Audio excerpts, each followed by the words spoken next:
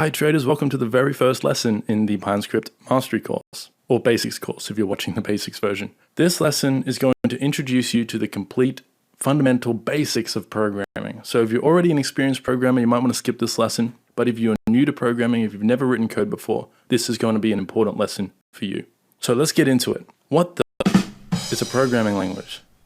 A programming language is a means of telling a computer what you want it to do in English or whatever language you write your code in, and then that information is converted into data that the computer understands. So code is basically a set of instructions for performing repetitive tasks on your computer. Code can be thought of as a formula, like a mathematical formula, or an algorithm, or a recipe, like a cooking recipe, or perhaps even instructions on how to put furniture together, something like that. Something that if you were to follow it note for note every time, then it will produce the same result every time, unless you're working with IKEA furniture, but that's not relevant for today's lesson. Now, it's important to draw attention to the fact that computers are dumb. They're not very creative, at least for now. I'm sure someone out there is working on a real-life Terminator. But until machine learning and artificial intelligence gets to a point where computers can actually think for themselves and solve problems without human input, then we have to be aware of the fact that computers can only be as good as we are as coders. There's a term in programming culture called garbage in, garbage out. Basically, it means if you put in garbage code, you are going to get a garbage result. Especially in the beginning of your programming journey, you should expect to run into frequent challenges and mistakes that you've made. But hopefully, with the help of this course, that won't happen nearly as frequently as it would if you were to try and venture into this world without guidance. I've been programming for over 16 years now, as of recording this, and I've been coding in Pine for the past 4 years or so. And so my hope is that I can teach you how to write good, clean code that works every time in PineScript, so that you don't need to go through the frustration that I went through in trying to learn all of this stuff through trial and error and through reading hundreds of pages of documentation. So basically, if you give a computer bad instructions, you are going to get bad results. And so in this course, I'm going to teach you how to give PineScript good instructions so that you get good results. Anyway, let's move on. Before we continue, I thought it might be interesting to go over a brief history of programming, just to give you an idea of how awesome the tools at our disposal are today. Coding was created because in the beginning, we had to work with on-off switches, and that sucked. What I mean by that is all of your code was basically ones and zeros. Now, this hasn't changed. What you see on your screen right now in this presentation is still ones and zeros, on and off, yes and no. But what you see is millions of combinations of those ones and zeros working together to build an image on your screen. But back in the beginning of computers and this technology, programming was very arduous and time-consuming and difficult. In fact, in the beginning, it actually required physical objects to code with, such as punched cards, which you can see an example of in this video in the bottom right. Then from punched cards, we moved to the world of machine coding, like assembly. There were languages out there that were pretty much just one step above ones and zeros, or binary code. It was still really hard to code in, even though it no longer required physical objects. It really was not an intuitive experience to code back in the early days. It certainly wasn't as easy as it is now to just open up your web browser and start writing code. But back in the early days, the pioneers of programming, the people who mastered machine code, eventually built tools and layers and other languages to improve upon machine code and make programming more intuitive. And now, in the modern day, we have thousands of different modern coding languages at our disposal. Now, the reason why we have so many languages is because each language has its own unique purpose, or it improves upon a previous one. The reason for that is there is no one size fits all for programming, hence the variety of languages. For example, PineScript is built for analyzing price data on your charts. You're not going to build the next billion-dollar app or the next Facebook using PineScript. It just cannot be done, and you wouldn't want to do it because the power of PineScript is its simplicity, the fact that it is a domain-specific language, it is specific to TradingView. That gives it a lot of power in that domain, but it also significantly limits its capabilities outside of that domain. But anyway, the point of this is to say that you can learn any programming language you want, but you need to pick one that suits the goal you have in mind, the right tool for the right job, as it were. Moving on, what are the elements of programming? Well, all programming languages have a similar framework, meaning that if you learn and master one language, even PineScript, it will make it a lot easier for you to go on and learn another programming language. That's because there are a lot of similarities, a lot of similar patterns and rules that govern coding languages. So all programming languages work with expressions, which can be thought of as sentences or commands that either tell the computer to do something or request something from the computer. So maybe you request a calculation from the computer and then you tell it to draw the result onto the screen or onto your chart. That would be done using a code expression. Now, all of these words are unnecessarily convoluted and you don't really need to know this stuff in order to work with coding. I just thought it would be best to give you the fundamental jargon and official language around these concepts. But you don't need to know what an expression is to use one, just like you don't need to know how a sentence works in order to express yourself. A lot of this stuff will just be intuitive once you get into coding. But anyway, an expression can be thought of as a sentence in English or language. And just like with language, there are rules that govern the syntax of how you express yourself. So syntax can be thought of as punctuation, so commas, exclamation marks, question marks, and so on. It's basically the grammar of your code. So when you are expressing yourself in code, you need to abide by the rules of the programming language so that the programming language, when it gets executed by the engine that runs that code, it knows how to read your code. That information is governed by the syntax rules of the language, which I'll teach you in this introduction section to PineScript. The next thing we have to work with in all programming languages is data types. So data types are just things like numbers, words, letters, text. In the case of PineScript, it might be drawing tools like lines, tables. They all count as data types or types of data. Then we have collections of data. So you could have a collection of a certain data type.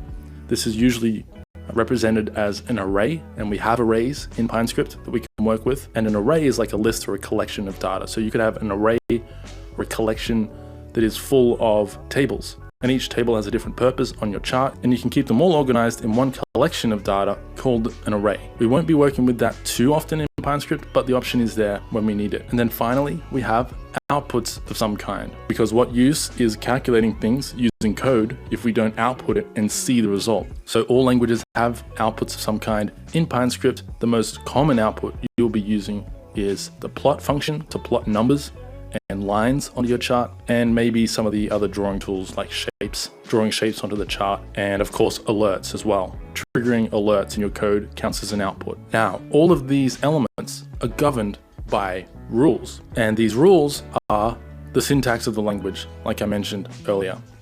We have the syntax of the language, which is basically the grammar of our code, and then we also have the semantics of our code, which is the meaning of the code we write. So this can be a little bit confusing, but I'll break it down as best I can. And again, you don't need to know this information because it will become intuitive to you when you start working with the code. This is just the theory behind programming languages. So if this is going over your head, don't freak out. You don't need to know all this information. I'm just teaching this to you because I think it will help you when we get into the actual code to better understand what's going on. So first of all, what is syntax? I've already explained this briefly, but let's go into more information about it.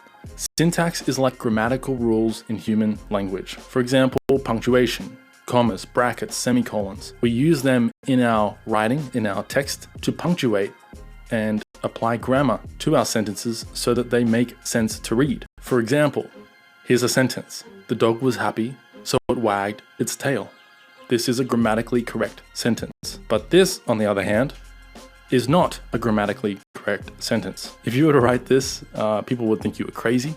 And if you were to write your code in a similar way to this, where you mess up all of your syntax, your script won't run, it won't compile. The computer won't know what to do with it. So syntax is important.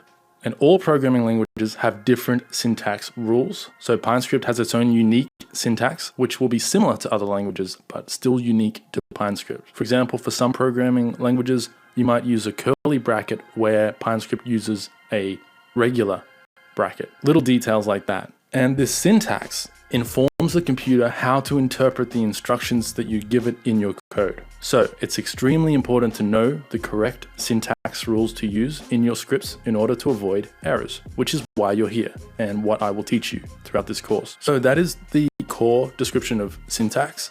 What is semantics? Well, semantics give our code expressions meaning.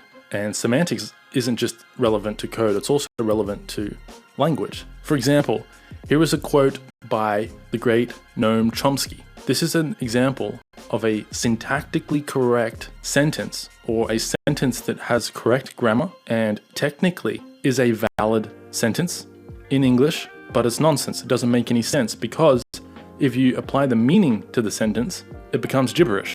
So even though it's a correctly formatted sentence, and we have nouns where there should be adjectives, where there should be punctuation where it should be, and so on, the semantics of this sentence renders this sentence as gibberish. It's the same in code. You could write code that is technically correct in its syntax, but maybe you use the wrong data type.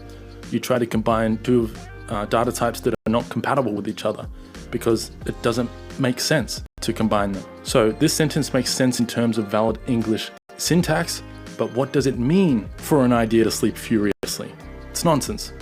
Programming is the same. So for example, in PineScript, we can say x equals 1 plus 3, and then the value of 4 will be applied to the variable x. And if we were to reference x later on in our script, that would be the same as referencing the number 4. We can also say in PineScript, the variable text is set to the text hello plus the text world. If we were to execute this code in PineScript, after this code was executed, if we were to reference the variable named text, that variable would look like this. However, if we were to try to do this in PineScript, so here we are saying assign the variable text the value of 1, the number 1, plus the word hello. Now you might think that this would just simply return the text 1 hello with the number 1 at the beginning of this text. But actually in programming, this would break your script. Because as I said earlier, computers are dumb. The computer doesn't know that the number 1 can also be represented as the text 1 or the digit 1 in text form. So if you wanted to combine the number 1 or any other number with text, you need to explicitly tell PineScript that you want to convert that number into text before you add the two text variables together, or the two text values together. So now I've probably lost a few of you, especially those of you who are totally new to programming. I apologize for that. This stuff is confusing in the beginning. It is hard to wrap your head around in the beginning. But once we get into actual code and I start showing you practical examples and demonstrations of this information in practice, in live code, I promise this will begin to make more sense. So in conclusion, in summary, programming languages simply make talking to computers easier. We can tell a computer in plain English, or almost plain English. It won't look like plain English to you at the start of your coding journey, but as you get more experienced, it's basically the same as plain English, or at least algebra. We're basically doing math with words. But don't worry, it's very simple math. For those of you who are like me and basically mathematically dyslexic, you don't need to be good at math in order to be good at coding. Otherwise, I wouldn't be here. So PineScript is extremely easy to use, and it will make data analysis in code very, very easy for us. The next thing to summarize or mention is that each language has its own unique purpose and its own rules. So if you were to go off and try to write Python code, for example, and you use the rules that we use with PineScript, your script will not compile. You need to use the unique rules of the language you're coding in. In this course, I'm going to teach you PineScript's rules and syntax and how to express yourself in PineScript code. But as I said earlier in this presentation, once you learn a language, learning your second language becomes a lot easier. So even if you learn Pine and decide later on you want to move to a more powerful programming language, or one that's not confined just to the TradingView platform, this course and this material that you learn here will still help you with that. And so, as I said, each language has its own purpose. HTML, I'm sure you're all familiar with that language by now. Every website on earth basically uses some form of HTML somewhere in its code. It's used for web design. We don't use HTML to create Excel formulas or analyze price charts. I mean, I don't even think it's possible. Maybe in the latest versions of HTML, HTML5 or whatever, you could probably do some more advanced things, but it would be a massive headache compared to using PineScript, which was built from the ground up with the sole purpose and goal of making it really, really easy and simple for us to analyze charts. And then finally, computers. What? Oh, that's supposed to say computers are stupid, but I guess I'm stupid. It says computers are stupid, so you must be very clear in your instructions. This is a great example of a typo, which, just like in English, can turn a sentence into a stupid sentence that doesn't make sense. This can happen in your code as well. A single typo can break your script. So that's kind of a poetic way to end this presentation. So I'll leave it there, and I'll see you in the next lesson. I hope you're excited to dive in, because things are about to get a lot more interesting as we move forward.